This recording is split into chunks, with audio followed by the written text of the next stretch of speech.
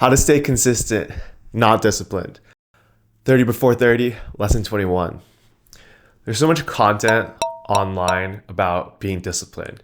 And they're kind of selling you this idea that if you're just disciplined, you'll be able to achieve everything you ever want in your life. There's an implication with the word discipline that it's going to be really tough and hard. And for me, discipline has always been a tool that I use to achieve almost everything in my life.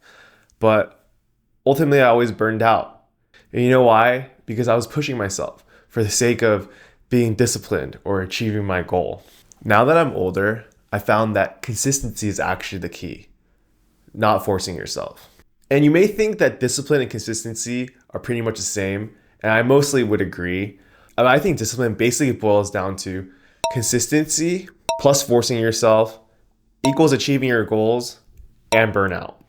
And I want to change the equation to something like this. Consistency plus taking care of yourself equals achieving your goals. We want to miss the whole burnout part.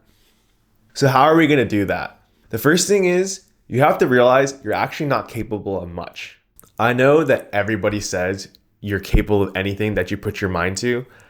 And sure, this is true, but I think in the long term, it's not sustainable. I want to make sure what we're doing is sustainable. So the second part is the 80-20 rule. Basically that 80% of the results or gains comes from 20% of the effort. Any effort past that point gives us diminishing returns. A very simple example of this would just be, you're working on a paper and you get the rough draft done, right? That's maybe like 20% of the effort, but 80% of the essay, 80% of the grade. And then you go in, you keep editing, and it doesn't really change much after that. It doesn't really improve your grade that much. And the third thing is you have to do it every day.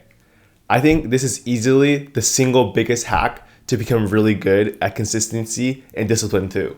You'll be amazed at just simply doing something every day, how easy it gets to be consistent. The key here is to find that 20% that we can get most of our results from and do that every single day. Because over time, that compound interest from doing something every single day is going to be massive.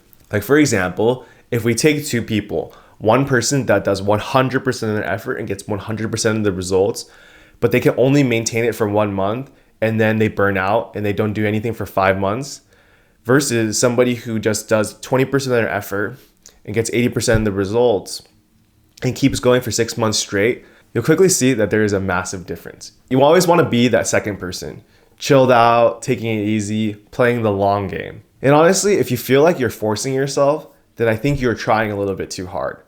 So I think step back, do a little bit less, and recalibrate, and just so you can find that 20%. Honestly, there's so little time in the day to really do anything between sleeping well, eating well, going to work or school, spending time with your family and friends, exercising, all this stuff, right? And so your reaction may be, how can I get anything done when I have such little time? And I say to that, I think you're forgetting that we're playing the long game. Once you start thinking you have too little time, it's because you're being impatient.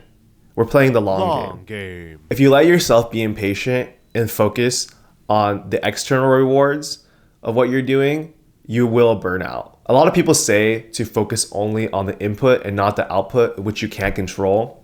Like taking me, for example, I'm making YouTube videos every single day, and the only thing I can really focus on is the input, which is making the video better and making a better thumbnail.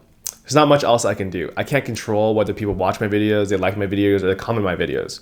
And if I focus on the stuff I can't control, then it's just gonna make me unhappy and I'm gonna burn out. So the only thing I can do is focus on me. I think the people who say to focus on the input, it's really, really good advice. But I think what we can do for ourselves is just by simply doing the input, we can make ourselves feel good about ourselves and proud of ourselves just for doing that work. Because that's something we can control. Our attitude and our perspective and the way we think about things. It's like when you go for a walk and then you feel amazing after because of the endorphins. We have to treat this process of consistency like creating a renewable energy source.